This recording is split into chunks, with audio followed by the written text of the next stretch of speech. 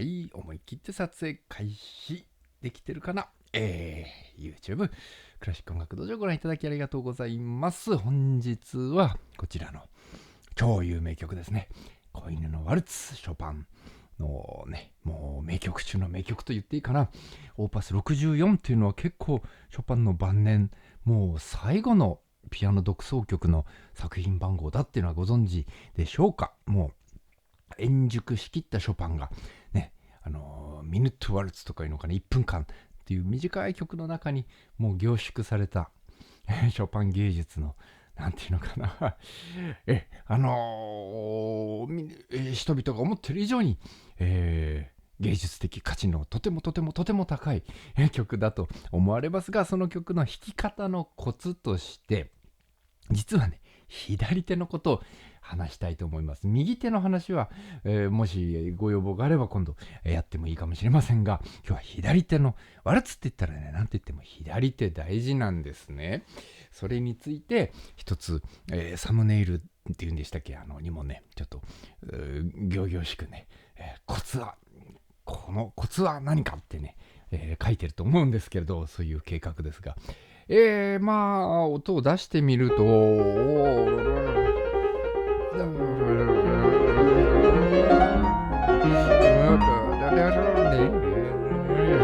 ね、くるくるくるくるくるっていう、右手が可愛いですが、今日は左手の話。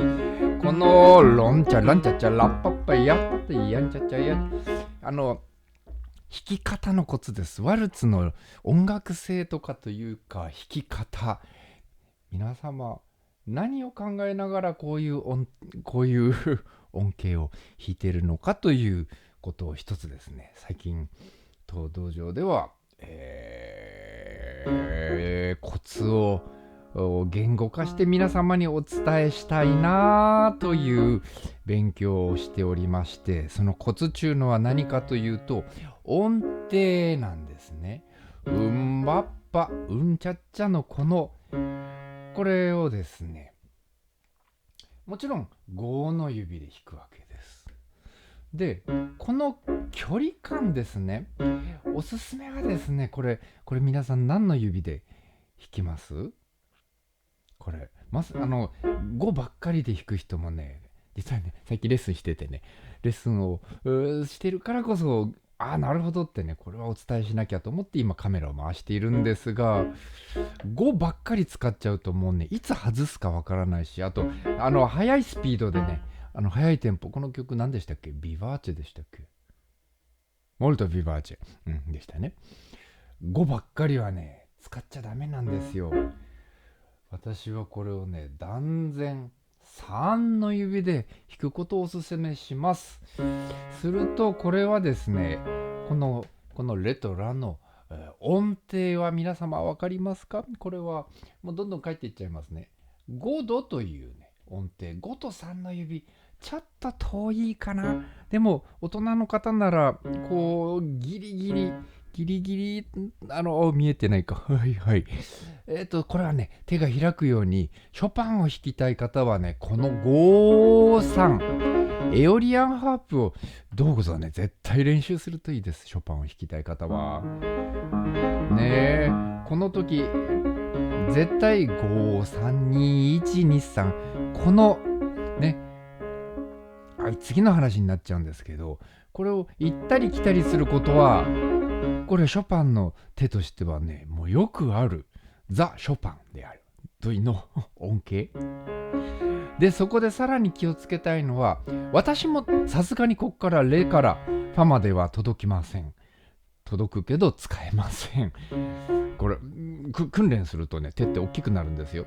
でもこれはね、さすがに開きすぎて、とにかくこのレからファ行ったり来たりするこの音程が何度だか皆様分かりますか？これは、10度は10度でも超10というね、超10度というなんだっけ、5の指と1の指というで、これをですね、超10度のポと書いてみたいと考えてみました。ポっていうのは何のポかっていうと、ポジションです。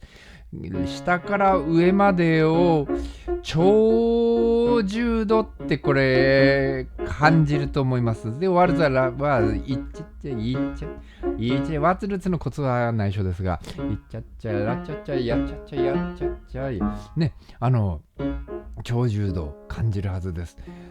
ところがね、実はここすごく近い。ここはね届かないと思う。次って実はすごい近いってわかります？ファレラファ。ここは2回目中のはなんとですね、8度ポになってるわけです。8度ポジション。なんて言ったらいいかな。ポジションっていうのは私はね、こう鍵括弧して書くのが結構好きなんですけど、こういうのがまあ10度で、いやここで切りたくないな、難しいな。10度のポジションとその先の2小節というのは実はここからもううちゃっちゃうちゃっちゃのここまで、ここは絶対外さないです。あ、こんなに近いんだなーって思っておくと案外ね、目から鱗で、そうこれを飛ぶの一生懸命弾きすぎるとね、そうピアノって目から鱗が落ちるような簡単な発見ってあると思います。こういうポジションとかこういう音程です。音程のことを考えてみると、まあね、ここは分かりますか？もう念のため書くかな。1の指からこの5の指までのね、これはもうね、ピアノ弾きさんなら、ほぼみんな届くでしょう。オクターブ届かない手の人はね、ちょっとちっちゃくてかわいそうだけど、なんとかオクターブは届きたいですね。はいはい。オクターブという8度というね、そういう狭いんだよ。あと最後に言いたいことは、これね、3の指か何の指かね、もしかして4の指使いたい方が楽かもしれませんが、それはお任せします。とにかく今度のね、バス、この和音とバスのこの距離というのはすごく近くて、ラフラットとファ。はい、これ何度だか答えられますか？これはすごく狭めの3度で単3度という音程だから、最初は5度の跳躍、5度で両端としては10度を感じながら、はい、両端は8度のポジションを感じながら、今度は近いなーって単3度だなーって簡単6口な口で、今度はね、もう次ご存知の通り、こっちは5度に、はい、ポンと飛ぶ。するとまあここから再び消えちゃった。8度ポジション。うわ難しいな書くの。よいしょ。8度ポジションがずっと続いて、ここからまた超重度のポジションだよと。なんとかね、こう 2文字にまとめてみたいと。8度っていうのは完全8度とかね、書くの面倒だから、もう8度ポ。はいはい。これがこういう音程についてとことん考えるというのは、皆様いかがでしょうか？この音程です。もうただうんぱっぱを一生懸命弾いてるっていうよりかは、ピアノ弾きたちはもうこういった音程の知識ってすごく大事です。もし超重度とか単重度とか単三度とか何のこと言ってんだか分かんないっていう方は、どうかですね、別動画で私の音程を勉強できる動画を作ってますので、そちらをね、じっくり見て、この音程はね分かる方がいい。これ分からないままピアノ弾いてるとすごい遠回りですよ、きっと。そうなんですよ。遠回りは嫌ですよね。いくら練習しても上手くならないってね、そういう練習法もうちは研究してるんですけど、練習は量だけじゃないんですよ。量は最初は大事だけど、だんだんね、練習が進んできたら質が大事です。質を高めたいんだったら絶対音程の知識はないといけないんですね。こういう勉強ね、めんどくさいって思っちゃうとね、成長止まっちゃいますよ。というわけで一緒に勉強していきましょう。こちらね、当チャンネルでは、今日は和声じゃないですね。いろいろピアノのね、勉強の参考となりましたら幸いですというところなので、グッドボタン、チャンネル登録していただけたら、いっぱいいろんな動画が見られると思います。通知設定を常にオンとしていただくといきなり始まる練習ライブ配信も私はちょくちょくやってますので、どうぞそういうのもね、通知設定オンでございますね。はい。動画は長いものになると思われますので、概要欄のタイムスタンプもどうぞご利用くださいませ。わかりにくいことがありましたら、YouTube 巻き戻し機能を使って、どうぞ何度も見返してみてください。というわけで、もうちょっと先行ってみましょうか。これで終わるわけにはいかないから、ね、5度や超10度や8度や炭酸度を感じながら、さあ、ここはね、この2小節は同じなのでね、一つ同様と書いておきましょう。同じことなんだぞっていうふうに、ね、いちいちここでまた5度、炭酸度とか書くのは面倒というか、もう一回勉強したんだったらここで。見えてますね。もうこっちは書かないというね。そういう頭の使い方もピアノ弾きには大事です。はい、次、新しいこと。結構飛んでますね。ところが、ね、このうんぱっぱのこの最後の和音からのこの距離を感じましょう。これを分かっておきましょう。考えたことありますか？あるいはもう上手な方は当然と思ってたら、当然と思っててください。でも、油断は大敵でね。これはラとラというのはやっぱり8度というね、こういう音程になるわけですね。レでランチャッチャ。ね、和声としてはレンチャッチャランチャッチャっていうこの一度の和音レというのがデスドゥアの第1音だとすると、ランチャッチャラは第5音。続七の和音ってなったりするんですけれど、いきなり和声のこと言い始めて、で8度飛んでポンと、でまたね、結局8度ラ8度ずつ飛んでいるわけだな、どっちも。2回書く必要あるかな。和音が違うから書きましょう。跳躍の8度。もう一回。でね、この和音の意味を、ラドミソという、これがね、先ほど言った続七という名前の和音になってるわけですね。これぞね、ザ続七。続七って言葉もね、知っておくといいですよ。するとね、この手引いた時にラドミソっていうこの手の感覚ありますね。するとね、この続七のこのラと、なんで七っていうかっていうと、これが7度という音になってるから続七。続和音の7度がついてるから続七というね。で、この7度はどんな音程かというと、続七は必ず単7度になります。もう続七だからもうこれは、でもね、今日は音程の勉強なので、そういえば続七って単7度だったなっていうふうに思っておいていただくといいかなと。で、指使いが大変なんだけど、ちょっとこの先、実はね、これは大変だ。7度、私は手が小さいから、私はこれ絶対ね、3の指使うんですよ、実は。3なんか届かないわとか思う方もいるかもしれませんが、ここだけで考えないで。ここはね、もう、ちょっとこの8度はね、ポジション、ちょっと書けないんだけど、なぜここ3の指にするか。私は先のことも考えております。すると、もう見えにくいから青で書こう。このね、単7度からビーッとね、ここまで一気にね、チャッチャラチャッチャミチャッチャっていうね、これ、ソッソルミチャッチャミチャッチャ、このソミドラ、ここって結構近いんです。ソミドミラドソミフラットソソ、こっちのが見えやすいかな。これがこのね、3の指を使いましょうと言ったこのね、全部書いてみましょうか。3の指とこれはみんな届きませんか？ 3 と5ってね、割とこれは何度でしょうか？完全4度だからもう4度だけ書いておこうかな。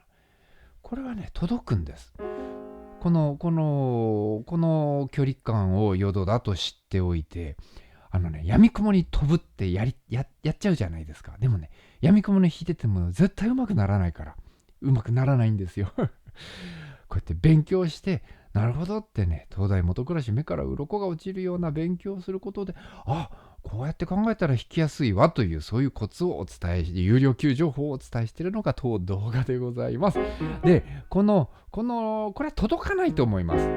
手の小さい方はミラドソワ。ね。でも届かなくてもいい。この3と5がまあまあ近いって思っておいて、でも、ショパン弾きとしてはミラドザリラリラリラリラリラリラリ。これをね、5、3、2、1って行ったり来たり行ったり来たりするという、このポジションの感覚は欲しいんですね。ポジションは私、青で描こうかな、やっぱり。ちょっと今日はそんな気がしてみた。初めての試みなので。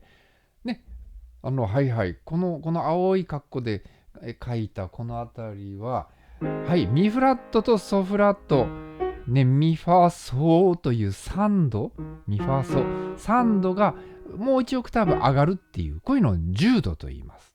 ね、そういう今の、分かりました。今の覚え方。ミソって、ミソは簡単でしょ ?3 度。で、オクターブ上は10度。じゃあ何10度かっていう問題ですね。これも、ね、ミフラットとソっていうのは短い3度なんです。短い3度プラスオクターブっていうことは短い10度で、これは単10度のポジションであるというふうに。こういう手の感覚というのをショパンが絶対持っていたんです。だからエオリアンハープというね、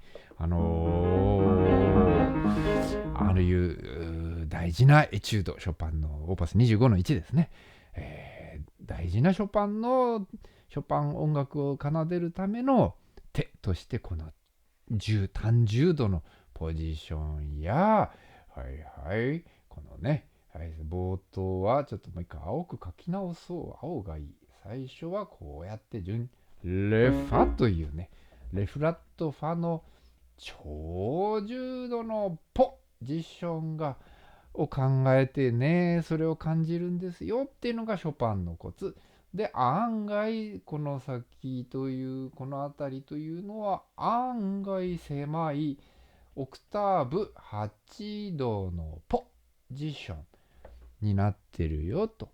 で、降りてきたら、また再び、ここから超重度のポが、あるんだよという、こういうですね、考え方が必要になってくるわけですね。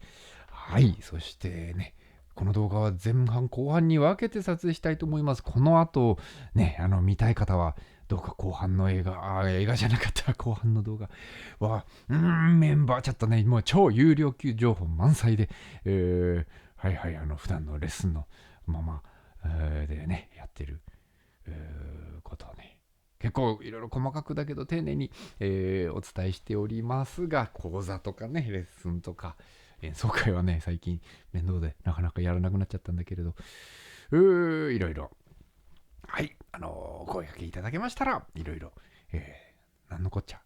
またね、じゃあ、続きの動画をどうぞ、ご覧くださいませ。メンバー登録していただけますと見れるようになってると思います。メンバー登録いただけると、私としては本当に YouTube 活動が本当にしやすくなって、ね、どんどんもっともっともっと頑張っていけると思いますので、どうぞメンバー登録も考えてみてください。では、続きの動画でお会いできますよ。ではでは。